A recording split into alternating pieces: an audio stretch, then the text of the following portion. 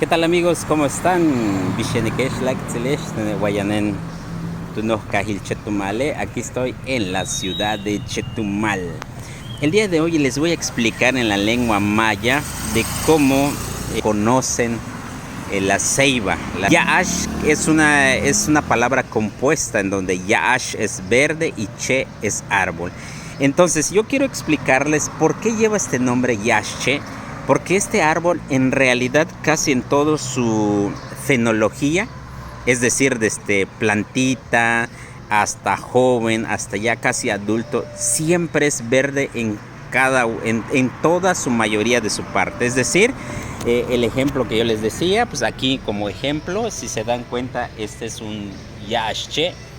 Desde el tronco, obviamente la raíz no es verde, ¿no? Pero desde el tronco, como se dan cuenta, este es yaash, es verde.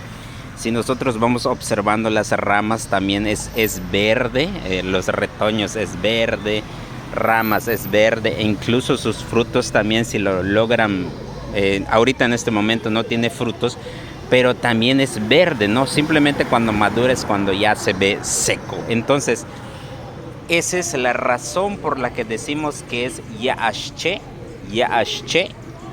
porque es siempre verde, es un árbol verde. Entonces, amigo, espero que les haya gustado esta explicación. Les envío saludos. Les envío saludos de todo corazón. Kanan Tabaish, cuídense.